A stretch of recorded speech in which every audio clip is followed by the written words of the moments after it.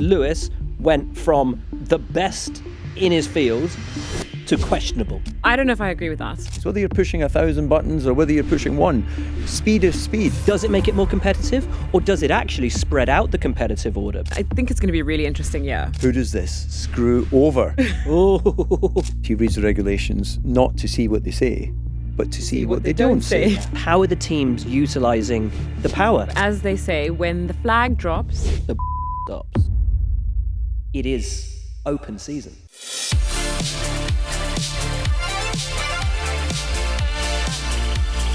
Up to speed. The question I think we all get asked more than any other, particularly this time of year, is what is changing in Formula One for the new season, and particularly for 2026, because there is a brand new set of regulations. People keep on saying this is the biggest change F1 has ever seen, but I don't understand what's changing. Can you explain it for me in super basic terms? Not my words, the words of Lila on YouTube. It's a great question, Lila. I think there is a lot of maybe confusion because there is such a huge raft of changes going into 2026. So if we're going to break it down in as simple terms as possible, I've written something out here because there's so much that if you don't kind of get it down, I've tried to get it down into a short paragraph. So the cars have been redesigned to be smaller, lighter, and more energy efficient, with the intention behind it all being to hopefully ensure close and exciting racing. So the cars are going to lose the DRS overtaking aid, which they've had for years now, and which a lot of people felt made overtaking a little bit too easy. So instead of that, there are now movable wings that will switch between low downforce for the straights and high downforce for the corners. Plus, drivers have also now got a button on the steering wheel which they can use for a boost, which they can use to either attack or defend. They'll still run the similar V6 engines that they had before, but way more electric power. About 50% of the performance will come from hybrid energy, and all of that with 100% renewable fuel. boom, boom, boom. Just I hope that's okay. Oh my God, it was almost like the Cadillac press release.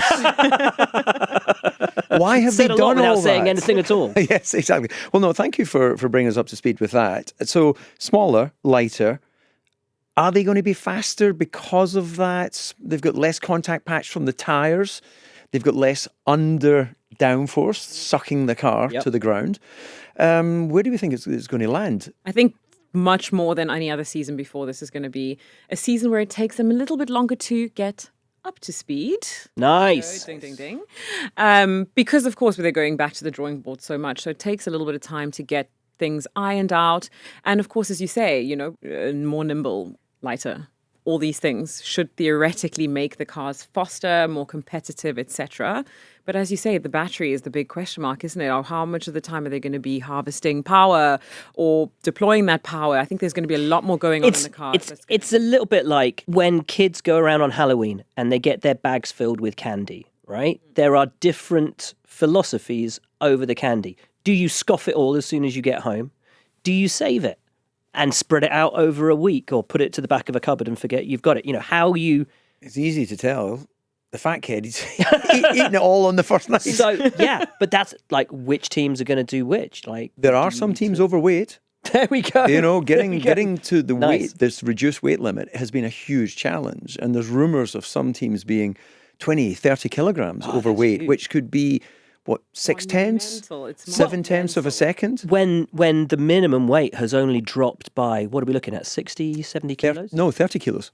30 kilos lighter. They've only dropped 30 kilos, Yeah, that's 30 it. kilos on weight, 20 centimetres on length, and 10 centimetres on width. It's going to be tricky. And we knew this was going to be a year that comes with a lot of challenges. I hope that this statement ages well, but regardless of which way it goes, whether it's going to be fast or not, I do think it's going to provide a little bit of chaos and a little bit of, you know, inconsistency and whatever. And I think it's going to be a really interesting year. Well, Fred on Instagram... Hopefully that ages well. Yes, I think it's all going to be about engines. Fred on Instagram was wondering, you know, why they've done it. I guess it's for racing purposes. I think it's more than just that, if I'm honest. I think relevance is important as Okay. well. I think there's a huge sustainability angle. Formula One is trying to get to net zero by 2030. Which it will do, because they always achieve their targets. Exactly. And so there's an element of being relevant there. Of course, motorsport, and especially the pinnacle of motorsport, which is Formula One, they want to be up and keeping with what's going on in the automotive world.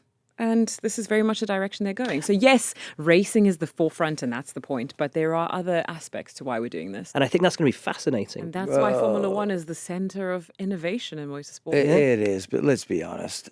I couldn't give two hoots about all of that stuff. I care about the racing. Yes. Is the racing going to be interesting? Because, look, I love the world. I think it should be saved.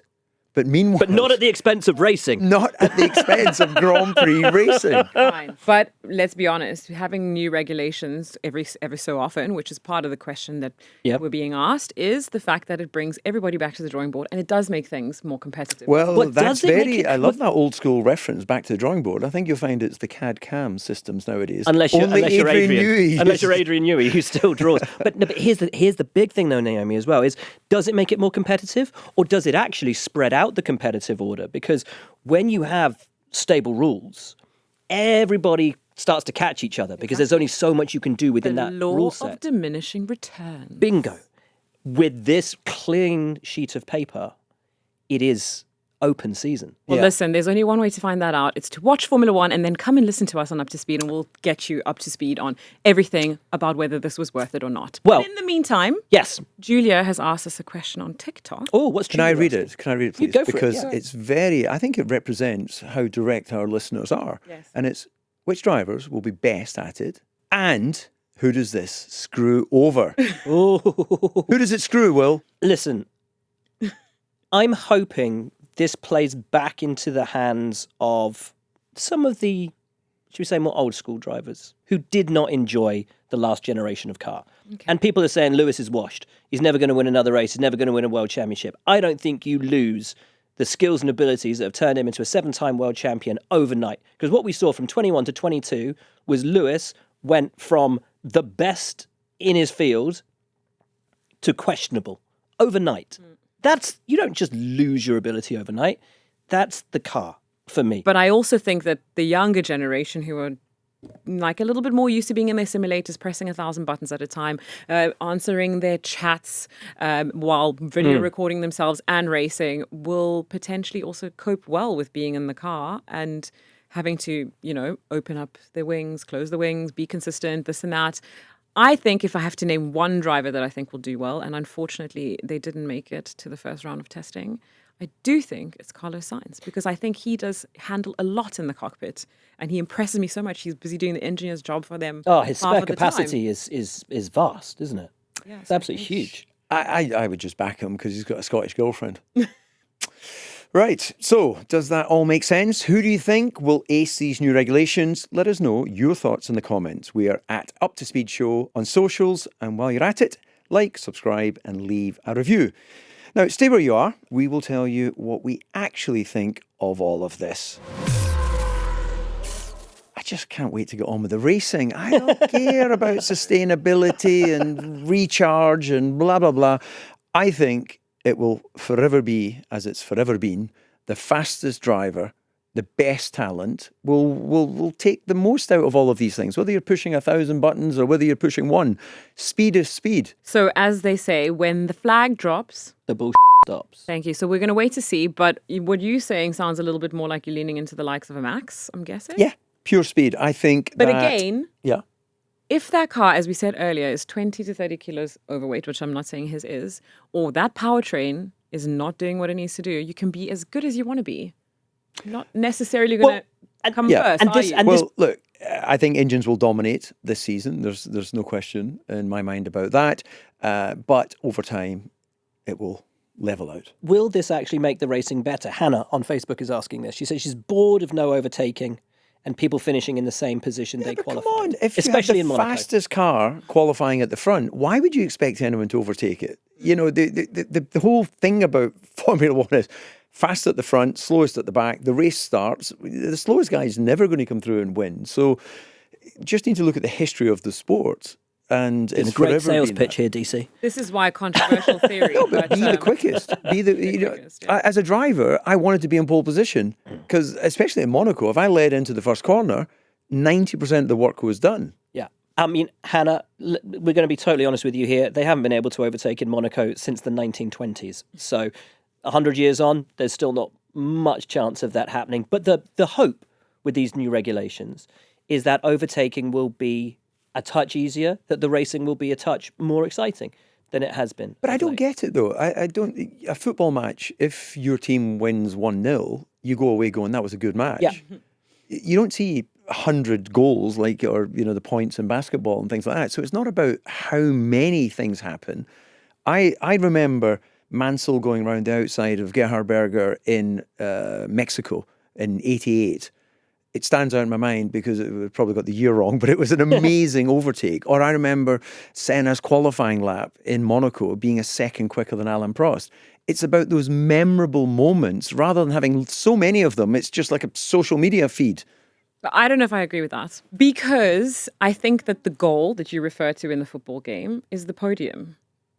I think that the interaction that you have between players and, getting the ball from another team in a football game is the overtaking. And you've got to keep it constantly interesting. When they're just going around in circles, not much is happening. I kind of get it. You do want a little bit more of that action happening, and you don't want it only happening in the pit stops. But everything they do in Formula One is to get it more interesting. I mean, every regulation change, they try to make the overtaking easier. But unfortunately, with these winged cars, you want optimum airflow. If you've got a car in front of you, the closer you get to the car in front of you, the worse the performance of your car is. So inevitably, we're going to have things like DRS that we had, or like what they'll have now, in order for these drivers to get a little bit of an aid to make it easier to overtake. Yeah. But honestly, I kind of agree with you in that qualifying is what I tune in for.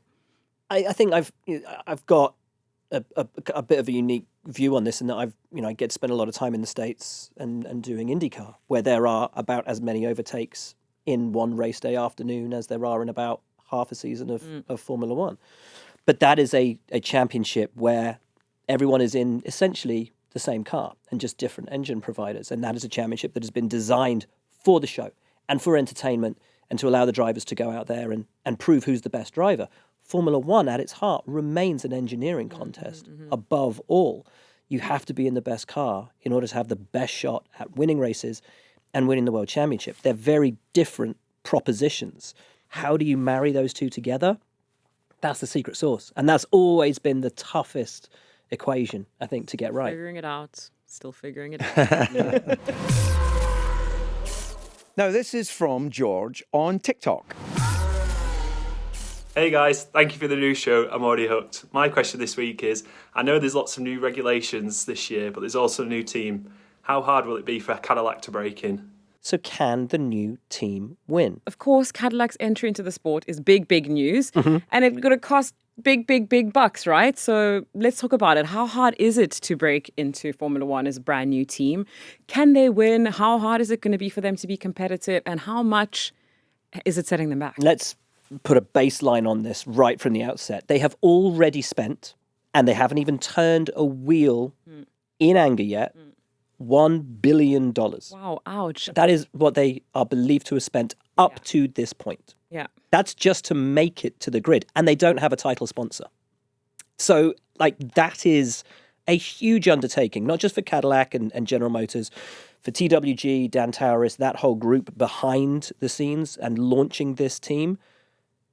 It's a massive financial undertaking. They have 3 bases, one at Silverstone, one in Indianapolis in America, and one at Charlotte, North Carolina in America. But let's take this as an example to compare the undertaking that they've got as opposed to, let's say, an Audi who's taking over an existing structure. So they've spent a load of money because they're basically starting from a blank canvas. Yes. They've had to throw about 200 million, is it pounds or dollars at it in terms of anti-dilution fees? Yes, because in order to be allowed into the sport, you had to ultimately pay off the other teams and say, please let us come and play. Exactly. Because otherwise you're just cutting into everybody's prize money. Yeah. And I think that a lot of people weren't convinced of whether they were adding real value, which we'll give it to them. Just by their entrance into the sport, they've already added value. But of course, they had to prove a lot to the FIA to farm in terms of financial stability, in terms of whether they'll actually be competitive and, what they're adding to the sport. And honestly, who knows if they'll be competitive? A brand new set of regulations, it's a clean sheet for everybody. That has its benefits for a new team in that everyone is starting from scratch. They're taking on Ferrari engines, so they're not trying to do an Audi and create their own engine from scratch. So there's positives. How did that work out for Haas? Positives to all of it. And they've gone and poached the best that they could find from every F1 team, I think, has lost the at least very somebody. best is not going to leave the top teams. And You're go, not getting an Adrian This is Newey. true. Yeah. No, you're not getting a Newey. But there's a lot of really good people who kind of hide behind those bigger characters because there is no route to promotion that are desperate to break free and go do something somewhere else. I think from an opportunity perspective, it's great. Oh, it's great a for lot of the people ecosystem around. of motor Absolutely, racing. They've employed hundreds of people, especially in the UK. So, I wonder how many of them will stay the course. As you've both have mentioned, having 3 bases is potentially Chaotic. not an optimized strategy for any team, let alone a brand new team. And you have 2 distinct issues, I think, with the way in which a Cadillac as an American team will fare. One is the American work culture, which is that there is no time off. You work, you keep working, you grind yourself into the ground. Family, what family? You work, right? It's the British motor racing culture as well. But you've also got the F1 mentality, which is don't like it, go do something else. Because we'll find somebody younger and cheaper who will do the job that you don't want to do or you aren't willing to do. If you're based in the UK, you're working all the way through the day. You've then got to work through most of the night because America is still awake up to that point. So you're getting 3 hours sleep. And the season hasn't even started. And I have heard from people I know who have moved over to this great new enterprise, the team is exhausted. Like they're done. And the season What a great hasn't... starting point, isn't it? But the season hasn't even started And are yet. the drivers exhausted? Because I think we calculated it just a little earlier. They have, on average, the oldest combination of the age. oldest lineup in Formula 1. I mean, I think that there is a benefit to that, particularly given the fact that it is pretty much a blank canvas for them. Of course, you've got a lot of people coming from around the paddock that bring experience, etc., etc. And I think having these 2 drivers will help them in the first year when it comes to, the experience. For example, Bottas. Lewis named him the best teammate he's ever had because he does the hard work. He sets up the car. He gives back the data feedback. And then I guess what's Perez bringing to the table? I mean, consistency, tire management. What are his Mexican sponsorship. Mexican sponsorship. Yeah, money. Yeah, I don't think there's anything wrong with the 2 drivers they've got. It's not the fastest driver pairing in Formula 1 as established by their career so far, but safe pair of hands. They don't need to be breaking cars with rookies. They need to be just getting up to speed with operation of the team and the new regulations and things like that. So I actually think they've made a smart choice. I think Bottas is better prepared because he's coming with that Mercedes information. He's been working with Mercedes all last year, simulator work and the likes. I'm a little bit concerned for Perez, who's really enjoyed the siesta of a year off. I don't doubt his commitment, but can you switch it back on when you've switched it off? Yeah. Can I ask you a question, DC? Because the strange thing about Formula 1 and motorsport in general is you want to beat your teammate more than anybody else because it's equal equipment, absolutely. right? So your number one target out there is your teammates. Now we're talking about 2 drivers, Bottas, who was under the shadow of Lewis for a very long time, and Perez more recently, who was in the shadow of Max for a very long time. They have had some beef in the past, the 2 of them. How hard do you think they'll be fighting to be top dog? 100%. They're old enough to be professional out of the car. They know they've got to work for the greater good of the team. But make no bones about it, their individual teams, managers, physios, and everybody that works around them, your teammate's success is your failure. You've got to beat your teammate. And I've got to think, if we were laying it out now, I think Bottas has a better chance of beating Perez just by the fact he's more relevant or more recent, is a better description. And yet, this is a team that isn't, we don't think, going to be fighting for points or podiums or victories this early on. So the role of the driver changes. It is to work together to help to lift this team up, to point it in the right direction and take it to a place where it can fight for points and podiums and wins. So they've got to be, and this is an odd thing for a racing driver, as you two will know, you've got to be selfless. Well, I don't know if can you- many racing drivers know anything about that. But we You try your best. You try your best. We but- saw it at McLaren, right? Oscar and Lando worked together while the team was in the doldrums, helped to bring it up. Then as soon as you've got that competitive car, Gloves come off. then the gloves come off, right? Yeah. Do we think Perez and Bottas, at their age, have that capability to be selfless and to think wider, bigger picture? Right, this is about building the team up, even if they're not going to be there to reap the rewards in 3-4 years' time when that team finds itself in a place of competitiveness. Yeah, I see it like this. When I stepped away from McLaren after 9 seasons, I just didn't feel done with Formula One. And although I knew the Red Bull scenario was unlikely to bring me any more victories, it meant I could put my energy and anger and frustration and all the things that I carried in my career into helping build a team. That's exactly where I think Bottas and Perez's minds will be. I don't think for one moment they truly believe they're going to win a Grand Prix with Cadillac in the time they have left, unless you have one of these freak races with 3 cars finish a race in wet conditions or something like that. So it's, in many ways, it's fulfilling what they were born to do. It'll be a nice payday for them, and they'll lay the foundations of, let's be honest, it would be nice to see Cadillac in the future being a successful Formula One team. Do you guys think that all these changes are a good idea? You can, of course, tell us in the comments. And as always, we're here every Monday and Thursday. But if you can't wait until our next episode, make sure you're following us on the socials at Up to Speed Show. And you can watch and listen to all our past episodes on Global Player, on YouTube, or wherever you get your podcasts. Remember to like, subscribe, and leave us an excellent review. And we will see you on Thursday. This has been a Global Player original production.